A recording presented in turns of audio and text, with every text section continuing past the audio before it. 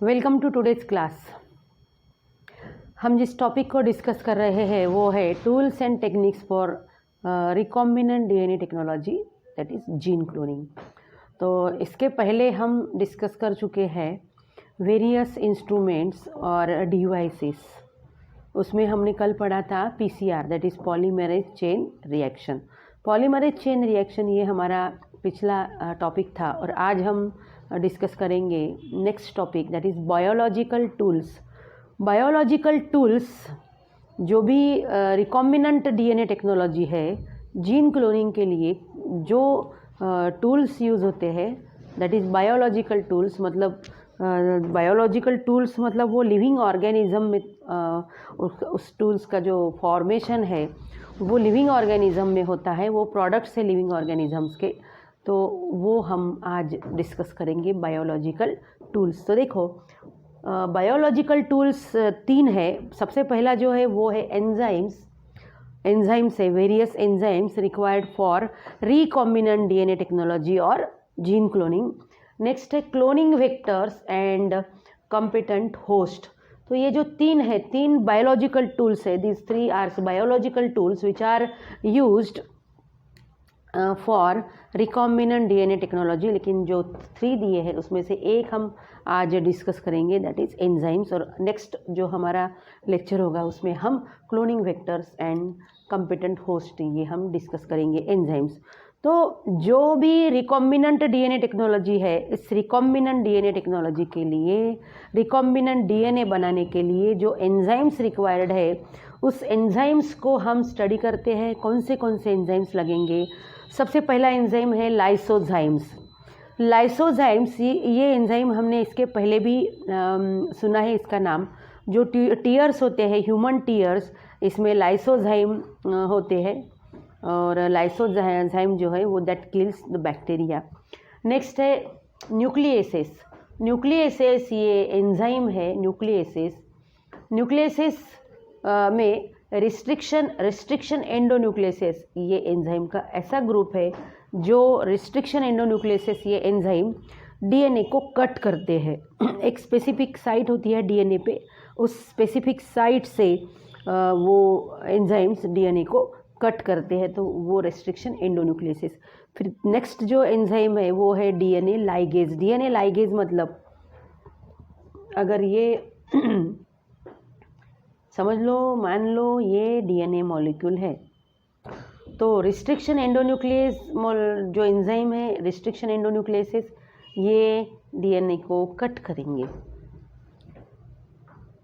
और DNA ligase ये जो एंजाइम है ये डीएनए को ऐसे, ये जो कटा हुआ पार्ट है, इस कटे हुए पार्ट्स को ये क्या करेंगे, स्टिक करेंगे, चिपका देंगे।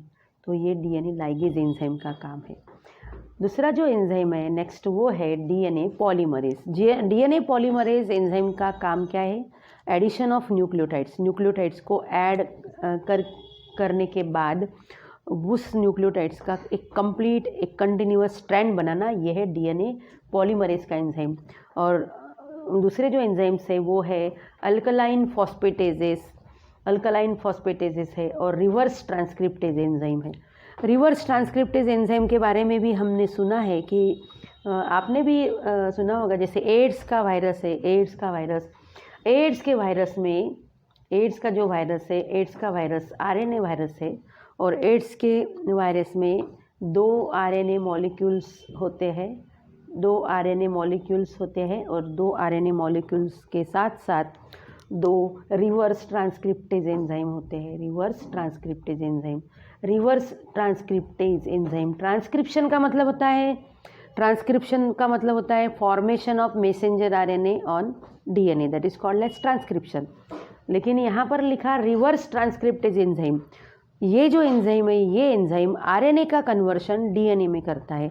मतलब ये जो एंजाइम है, ये एंजाइम रिवर्स ट्रांसक्रिप्टेज एंजाइम जो है आरएनए से क्या बनाएगा, वो डीएनए। तो इस जो ये उल्टा हो गया ट्रांसक्रिप्शन मतलब डीएनए से मैसेंजर आरएनए बनेगा डीएनए के ऊपर, और रिवर्स ट्रांसक्रिप्टेज मतलब आरएनए से क्या बनेगा, डीएनए। दैट इज उल्टा रिवर्स प्रोसेस हो गई। तो इस ऐसे रिवर्स प्रोसेस के लिए मतलब आरएनए से डीएनए बनाने के लिए जो एंजाइम लगेगा वो है रिवर्स ट्रांसक्रिप्टेज। तो ये हो गए एंजाइम की लिस्ट। इतना इजी है एंजाइम्स ध्यान में रखना। लाइसोजाइम्स है, न्यूक्लियसेस है, रिस्ट्रिक्शन एंडोन्यूक्लियसेस, फिर डीएनए लाइगेज एंजाइम है, डीएनए पॉलीमरेज एंजाइम है, रिवर्स ट्रांसक्रिप्टेज एंजाइम है, और ये है अल्कलाइन फॉस्फेटेज। ये सब एंजाइम्स हैं। इसमें से हम डिस्कस करेंगे ये रिस्ट्रिक्शन एंडोन्यूक्लियसेस, इस एंजाइम को हम आज डिस्कस करेंगे। ये सबसे इम्पॉर्टेंट एंजाइम है रिकॉम्बिनेंट डीएनए टेक्नोलॉजी में।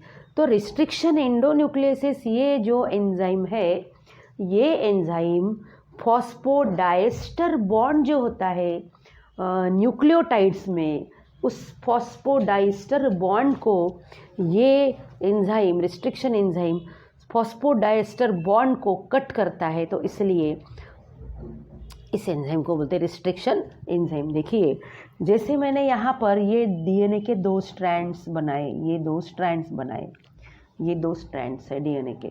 ये दोनों भी स्ट्रैंड्स एंटी पैरेलल होते हैं। जैसे इसकी डायरेक्शन है 5' तो इसकी डायरेक्शन होंगी 3'। अब ये 2 स्ट्रैंड्स कैसे बनते हैं? तो न्यूक्लियोटाइड्स से। ये स्ट्रैंड भी न्यूक्लियोटाइड से बनेगा और ये स्ट्रैंड भी न्यूक्लियोटाइड से बनेगा। जैसे मान लो यहाँ पर ये मैंने एक बना दिया, ये शुगर मॉलिक्यूल है, शुगर मॉलिक्यूल, इसमें ये ऑक्सीजन है, ये फर्स्ट कार्बन, ये सेकंड कार्बन, ये थर्ड कार्बन, ये फोर्थ कार्बन, एंड ये हो गया 5th कार्बन। तो ये जो फर्स्ट कार्बन है, फर्स्ट कार्बन जो होता है, फर्स्ट कार्बन को एक नाइट्रोजन बेस अटैच होता है। वो नाइट्रोजन बेस एडेनाइन हो सकता, गुआनाइन हो सकता, साइटोसिन हो सकता, थायामीन हो सकता है। तो ये हो गया एक न्यूक्लियोटाइड। तो इसको मैं यहाँ पर ए लिख देती और ये 5th कार्बन एटम को क्या अटैच है? फॉस्फेट। तो ये हो गया एक न्यूक्लियोटाइड। फिर दूसरा न्यूक्लियोटाइड इसके नीचे मैं बना देती, ये है दूसरा न्यूक्लियोटाइड। देखिए इस न्यूक्लियोटाइड में क्या हुआ, ये दूसरा न्यूक्लियोटाइड है।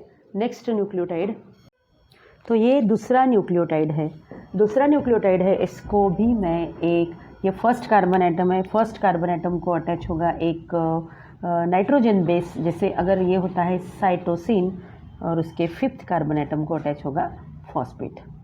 इसके नीचे हम तीसरा न्यूक्लियोटाइड भी बना देते हैं। ये हो गया तीसरा, थर्ड न्यूक्लियोटाइड। थर्ड न्यूक्लियोटाइड में ये हो गई शुगर, ये ऑक्सीजन, और ये हो गया समझ लो ये टी मतलब थायमीन, और 5th कार्बन एटम को अटैच है फॉस्फेट। तो ये न्यूक्लियोटाइड्स सिक्वेंशियली अरेंज है। इसके नीचे और एक बना देंगे, मतलब 4 हो जाएंगे न्यूक्लियोटाइड्स। तो यहाँ पर भी हम ये चौथा न्यूक्लियोटाइड में बना देती हूँ। यहाँ पर देखिए ये है न्यूक्लियोटाइड, ये sugar molecule, this is the first carbon atom को क्या अटैच है? Nitrogen base, that is guanine, and 5th carbon atom को अटैच है ये फॉस्फेट। तो ये जो न्यूक्लियोटाइड्स है, दीज आर मेनी न्यूक्लियोटाइड्स, या फिर हम इन्हें बोलेंगे polynucleotides. So these nucleotides are connected to each other by sugar phosphate, क्या बोलेंगे हम, शुगर फॉस्फेट बॉन्ड। ये जो फॉस्फेट ग्रुप है, ये फॉस्फेट ग्रुप इस न्यूक्लियोटाइड को अटैच है, ये फॉस्फेट ग्रुप इसके 5th कार्बन एटम को अटैच है।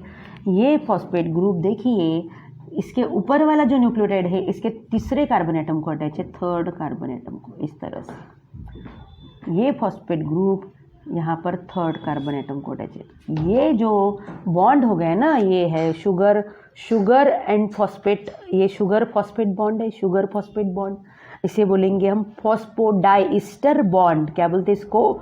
Phosphodiester bond. ये जो फॉस्फोडाइस्टर बॉन्ड्स है, इस फॉस्फोडाइस्टर बॉन्ड से ये न्यूक्लियोटाइड्स कनेक्टेड है और इससे बना ये एक स्ट्रैंड। तो इस स्ट्रैंड में जो ये शुगर फॉस्फेट बॉन्ड है ना, ये फॉस्फोडाइस्टर बॉन्ड है, ये हो गया बैकबोन। क्या हो गया? ये इस स्ट्रैंड का बैकबोन हो गया। नेक्स्ट जो है इसका दूसरा भी हम निकाल लेते हैं, ये हो गया शुगर मॉलिक्यूल। यहाँ पर ये sugar molecule, then this is also sugar molecule and this is also sugar molecule. Oxygen oxygen oxygen and oxygen, first carbon, second carbon, third carbon, fourth carbon और ये हो गया fifth carbon. Fifth carbon atom को क्या attach है? Fifth carbon atom को attach है phosphate. This is phosphate, this is also phosphate and this is also phosphate. Sugar sugar sugar and sugar molecule. तो यहाँ पर ये जो फर्स्ट कार्बन एटम है, फर्स्ट कार्बन एटम को अटैच है नाइट्रोजन बेस। तो यहाँ पर कॉम्प्लीमेंट्री बेस पेयरिंग है। यहाँ पर एडेनाइन है तो एडेनाइन के साथ होगा थायमिन, थायमिन होगा एडेनाइन के साथ, फिर साइटोसिन के साथ ग्वानिन, थायमिन के साथ फिर एडेनाइन, ग्वानिन के साथ साइटोसिन। ये हो गया डबल हाइड्रोजन बॉन्ड, यहाँ पर ट्रिपल हाइड्रोजन बॉन्ड, यहाँ पर डबल हाइड्रोजन बॉन्ड और यहाँ पर triple hydrogen bond. Adenine and A and T में होता है double hydrogen bond, C and G में होता है ट्रिपल हाइड्रोजन बॉन्ड। तो दो स्ट्रैंड्स तो कनेक्टेड है हाइड्रोजन बॉन्ड से। यहाँ पर ये कंटिन्यूस स्ट्रैंड कैसे बना? फिर से वही फॉस्फोडाइस्टर बॉन्ड। ये जो फॉस्फेट है फिफ्थ कार्बन एटम को अटैच है और इसके नीचे के न्यूक्लियोटाइड की जो शुगर है उसके थर्ड कार्बन एटम को अटैच है, थर्ड कार्बन एटम। इस तरह से ये भी बन गया, क्या बन गया? ये भी इट इज़ ऑल्सो ये यहाँ पर अटैच है यहाँ, तो ये भी हो गया फॉस्फोडाइस्टर बॉन्ड। इसमें भी ये क्या हो गया? ये फॉस्फोडाइस्टर, दो ईस्टर बॉन्ड है शुगर फॉस्फेट में। ये फॉस्फेट दो शुगर मॉलिक्यूल को कनेक्टेड है। इसने इस शुगर मॉलिक्यूल के साथ भी बॉन्ड बनाया और इस फॉस्फेट ने, इस सेम फॉस्फेट ने इस शुगर मॉलिक्यूल के साथ भी बॉन्ड बनाया। दो बॉन्ड है, फॉस्फोडाइस्टर बॉन्ड। तो हम इस रिस्ट्रिक्शन एंजाइम्स के बारे में स्टडी कर रहे हैं। Restriction enzymes that cut phosphodiester bonds, that cut phosphodiester bonds of polynucleotide chains are called nucleus. Nucleus enzyme मतलब क्या होगा? न्यूक्लियस एंजाइम मतलब ये जो डीएनए का स्ट्रैंड है, डीएनए का ये एक स्ट्रैंड है और डीएनए का ये दूसरा स्ट्रैंड है और इसमें न्यूक्लियोटाइड्स जुड़ते जाएंगे तो ये इलोंगेट होता जाएगा, ऊपर से भी जुड़ते जाएंगे तो इलोंगेट होता जाएगा। मतलब हमने तो इतना सा ही निकाला। तो ये जो पॉलीन्यूक्लियोटाइड चेन है, ये जो एक स्ट्रैंड है डीएनए का, तो एक स्ट्रैंड जो है वो बहुत सारे न्यूक्लियोटाइड से बना, तो हम इसे बोलेंगे पॉलीन्यूक्लियोटाइड चेन। और ये भी स्ट्रैंड जो है वो बहुत सारे न्यूक्लियोटाइड से बना, मेनी न्यूक्लियोटाइड्स से बना, तो इसे भी बोलेंगे हम पॉलीन्यूक्लियोटाइड चेन। क्या बोलेंगे हम इसको? Polynucleotides chain.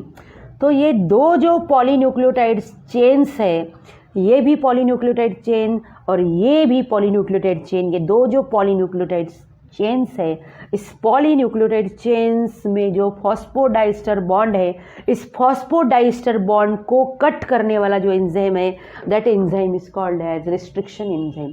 क्या बोलेंगे इस एंजाइम को? Restriction enzyme. मान लो अगर ये एंजाइम, ये जो एंजाइम है, रिस्ट्रिक्शन एंजाइम है, डीएनए को यहाँ से कट करेगा, यहाँ से। तो क्या ब्रेक किया है? Phosphodiester bond. किसमें का फॉस्फोडाइस्टर बॉन्ड ब्रेक किया है? पॉलीन्यूक्लियोटाइड चेन में का, पॉलीन्यूक्लियोटाइड चेन, पॉलीन्यूक्लियोटाइड चेन। तो इस एंजाइम का ये वर्क है कि दिस एंजाइम, रिस्ट्रिक्शन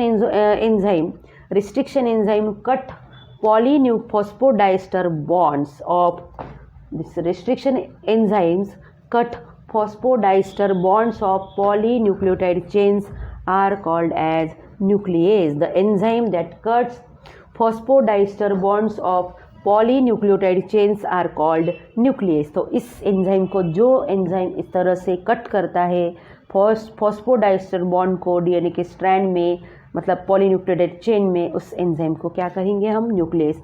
दो प्रकार के न्यूक्लियसेस होते हैं। न्यूक्लियस एंजाइम जो है वो दो प्रकार के हैं। नंबर वन इज एंडोन्यूक्लियसेस और दूसरा है एक्सोन्यूक्लियसेस।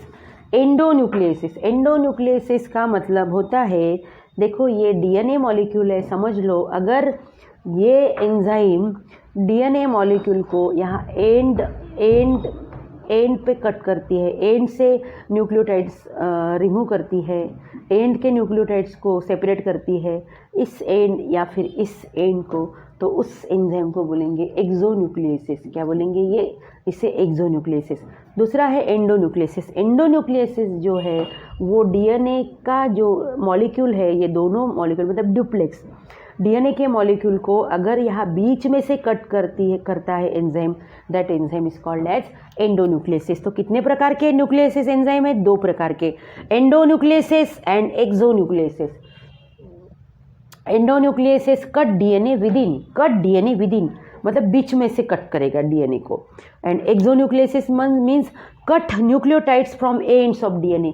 न्यूक्लियोटाइड्स को डीएनए के एंड से कट करेंगे, दैट इज कॉल्ड एज एक्सोन्यूक्लियोसिस।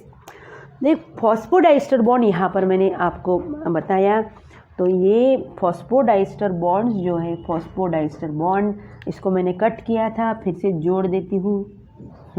तो फॉस्फोडाइस्टर बॉन्ड जो है, फॉस्फोडाइस्टर बैकबोन हम बोलेंगे इसे, फॉस्फोडाइस्टर बैकबोन्स, ये फॉस्फोडाइस्टर बैकबोन ही है।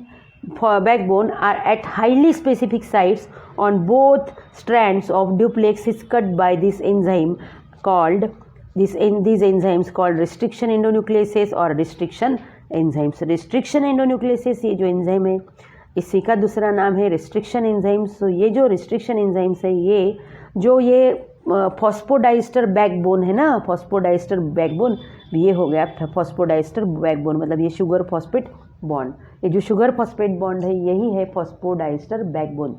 फॉस्फोडाइस्टर बैकबोन को ये एंजाइम जो है, ये डुप्लेक्स हम बोलेंगे डीएनए के मॉलिक्यूल को, ये जो एंजाइम है ये एंजाइम जो है एंडोन्यूक्लियोसिस एंजाइम, तो ये एंजाइम एक स्पेसिफिक साइट होती है डीएनए मॉलिक्यूल में, एक स्पेसिफिक साइट होती है। ये शुगर फॉस्फेट या फिर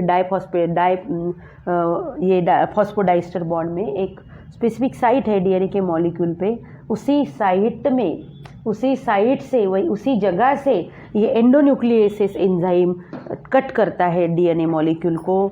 तो इस एंजाइम को क्या बोलेंगे हम? रिस्ट्रिक्शन एंडोन्यूक्लियोसिस और restriction enzyme. The phosphodiester backbone at highly specific sites, at highly, दोनों भी स्ट्रैंड्स पर कुछ ऐसी स्पेसिफिक साइट्स होती है, हाईली स्पेसिफिक साइट्स होती है जहाँ पर रिस्ट्रिक्शन एंडोन्यूक्लियोसिस एंजाइम उन्हें कट करते हैं। तो phosphodiester backbone at highly specific sites on both strands of duplex it's cut by these enzymes called restriction endonucleases और restriction enzymes। नेक्स्ट, अब ये जो restriction endonucleases है, तो ये जो एंजाइम्स है restriction endonuclease एंजाइम या फिर ये restriction enzymes है, restriction enzymes, इन्हें restriction enzymes क्यों बोलते हैं? जैसे देखो ये बैक्टीरिया है, समझ लो ये बैक्टीरिया है, तो जो वायरस बैक्टीरिया को इन्फेक्ट करता है उस वायरस को, that virus is called as bacteriophage. समझ लो ये बैक्टीरियोफेज है, दिस इज बैक्टीरियोफेज।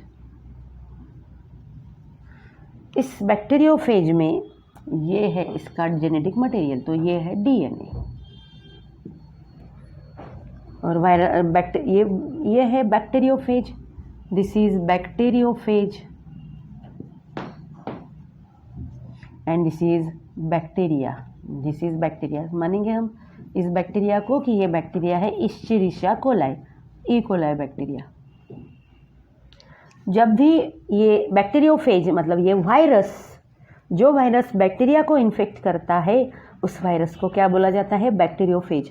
जब ये वायरस बैक्टीरियल सेल को इन्फेक्ट करेगा तो इसका जो डीएनए है, इस वायरस का जो जेनेटिक मटेरियल है, इस वायरस का जेनेटिक मटेरियल देखो बैक्टीरियल सेल में इंसर्ट करेगा, इंसर्ट किया, और ये वायरस का जो प्रोटीन कोट है, ये ब्लू कलर से जो दिखाया वो प्रोटीन कोट है, वो प्रोटीन कोट बाहर ही रहेगा, लेकिन सिर्फ इस वायरस का जो डीएनए है, जेनेटिक मटेरियल है, वही इस बैक्टीरियल सेल के अंदर इंसर्ट होगा।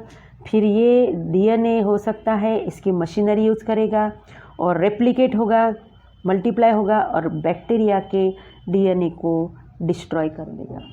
तो इसलिए बैक्टीरिया में ये एंजाइम, जिस एंजाइम की हम बात कर रहे हैं एंडोन्यूक्लियोसिस या फिर रिस्ट्रिक्शन एंजाइम्स, ये जो एंजाइम है नेचुरली बैक्टीरिया में होते हैं, नेचुरली बैक्टीरिया में होते हैं। वो एंजाइम्स बैक्टीरिया में क्या करते हैं, ये जो एंजाइम्स है बैक्टीरिया में, इसका क्या काम है, जब भी वायरस बैक्टीरिया को इन्फेक्ट करता है और वायरल डीएनए बैक्टीरियल सेल के अंदर इंसर्ट होता है, तो बैक्टीरिया में ये जो एंजाइम है रेस्ट्रिक्शन एंजाइम्स, ये एंजाइम क्या करता है, ये एंजाइम इस वायरस के डीएनए को कट करता है। ये वायरस के डीएनए को क्या करता है, ये एंजाइम वायरस के डीएनए को कट करता है। तो वायरस का डीएनए कट हो गया, मतलब वायरस क्या हो गया, वायरस का डीएनए बैक्टीरियल सेल के अंदर डिस्ट्रॉय हो गया। तो ये एक प्रकार का डिफेंस मैकेनिज्म है बैक्टीरियल सेल में। ये डिफेंस मैकेनिज्म है क्या, ये बैक्टीरियल सेल में ये जो एंजाइम है, ये एंजाइम कब वर्क करता है, अगर बैक्टीरियोफेज बैक्टीरियल सेल को इन्फेक्ट करती है और ये वायरस का डीएनए अगर बैक्टीरियल सेल के अंदर इंसर्ट होता है, तो बैक्टीरिया में जो एंजाइम है वो एंजाइम क्या करेगा, इस वायरल डीएनए को कट कर देगा, डिस्ट्रॉय कर देगा। मतलब ये डिफेंस मैकेनिज्म हो गया बैक्टीरिया का। और ऐसा करके वो क्या कर रहा, it restrict this bacteria restrict the potential growth of virus, restrict the potential growth of virus inside the bacterial cell. This enzyme is naturally present. This enzyme is naturally present in the bacterial cell, and this enzyme destroy viral DNA, and restrict the potential growth in bacterial cell, and restrict the potential growth of virus inside the bacterial cell, and hence this enzyme is called as restriction enzyme. इस enzyme को restriction enzyme क्यों बोला गया, क्योंकि जब भी कोई virus मतलब बैक्टीरियोफेज बैक्टीरियल सेल को इन्फेक्ट करता है, तो वायरल डीएनए बैक्टीरियल सेल के अंदर इंसर्ट होता है वायरस का। तो इस डीएनए को वायरस के अंदर जो एंजाइम है नेचुरली, वो एंजाइम इस वायरल डीएनए को डिस्ट्रॉय करता है और वायरस की जो पोटेंशियल ग्रोथ है वो रिस्ट्रिक्ट कर देता, मतलब ख़त्म कर देता बैक्टीरियल सेल के अंदर। तो इसीलिए ये इस एंजाइम को नाम दिया गया है रिस्ट्रिक्शन एंजाइम। क्या नाम दिया गया है, रिस्ट्रिक्शन एंजाइम। देखिए these enzymes are naturally present in bacterial cell. These enzymes are naturally present in bacterial cell as a defense mechanism, to destroy the viral DNAs, thereby restricting the potential growth of the virus, and hence these enzymes are called as restriction enzymes. ये important point है, why these enzymes are called as restriction enzymes। ऐसा question आ सकता है examination में, तो हमें इसका answer यही लिखना है कि these enzymes are naturally present in the bacterial cell and as a defense mechanism to destroy viral DNA, means this enzyme restrict the potential growth of virus inside the bacterial cell, and hence these enzymes are called as restriction enzymes। Bacterial DNA का ये जो methylation है, यहाँ पर मैंने एक word लिया है मिथिलेशन। ये जो मिथिलेशन है ये एक नेचुरल प्रोसेस है, बैक्टीरिया में होता है methylation of nitrogenous basis. Mithil add होता है, मिथिल ग्रुप ऐड होता है। मिथिल ग्रुप अगर इसमें ऐड हो गया बैक्टीरियल डीएनए में, जो नाइट्रोजन बेसिस है, नाइट्रोजनस बेसिस में ये मिथिल ग्रुप ऐड होता है, this is called as methylation. क्या बोलेंगे हम उसको, methylation. So bacterial DNA is protected by methylation होता है बैक्टीरियल डीएनए में। तो बैक्टीरियल डीएनए में मिथिलेशन होता है, ये बैक्टीरियल डीएनए की ये नेचुरल प्रोसेस है, ये नेचुरल बायोलॉजिकल प्रोसेस है, ये it is a biological process that is methylation of bacterial DNA, means that is addition of methyl group to the nitrogen basis। तो बैक्टीरियल डीएनए का methylation होने से ये जो रिस्ट्रिक्शन एंजाइम्स है, ये रिस्ट्रिक्शन एंजाइम्स जो है वो जो इसकी जो एक्टिविटी है, इसकी जो एक्शन है, वो एक्शन ब्लॉक हो जाती है। मतलब रिस्ट्रिक्शन एंजाइम्स जो है वो मिथिलेशन होने के बाद, बैक्टीरियल डीएनए का मिथिलेशन होने के बाद ये बैक्टीरियल डीएनए इस रिस्ट्रिक्शन एंडोन्यूक्लियस एंजाइम से कट नहीं होगा. So methylation, bacterial DNA is protected by methylation. Bacterial DNA is protected by methylation of bases at susceptible sites, thereby preventing the action of enzymes. Bacterial DNA का methylation होता है, that is उसमें जो basis है, nitrogenous basis जो है, जहाँ पर जो ससेप्टिबल बेसिस मतलब जहाँ ससेप्टिबल बेसिस मतलब डीएनए जहाँ कट होने की संभावना है, ऐसे ससेप्टिबल बेसिस, वही बेसिस का मिथिलेशन होता है. ज़्यादातर साइटोसिन का होता है, मिथिलेशन होता है, उसमें मिथिल ऐड होता है, मिथिल ग्रुप ऐड होता है, that is methylation of bacteria. तो अगर मिथिलेशन ऑफ अगर मिथिलेशन हो गया डीएनए का तो क्या होगा? Methylation, bacterial DNA is protected by methylation of bases at susceptible sites, therefore preventing the action of enzyme. It block the action of enzyme. Methylation होता है नाइट्रोजन बेसिस का in the DNA of bacteria and thereby preventing the action of enzyme, block the action of enzyme. Bacterial DNA cut नहीं होता इस restriction endonuclease से. तो bacteria खुद को कैसे बचाता है रिस्ट्रिक्शन एंडोन्यूक्लियस से?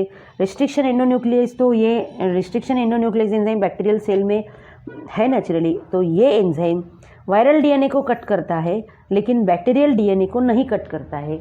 ये डीएनए को कट कर सकता, तो ये एंजाइम जो है, अगर ये एंजाइम वायरल डीएनए को कट कर सकता है तो नेचुरली ये बैक्टीरियल डीएनए को भी कट कर सकता है. लेकिन ऐसा नहीं होता. बैक्टीरिया खुद के डीएनए को बचाए रखता. खुद के डीएनए को किस तरह से बैक्टीरिया बचाता है? From the action of this restriction एंडोन्यूक्लियसेस.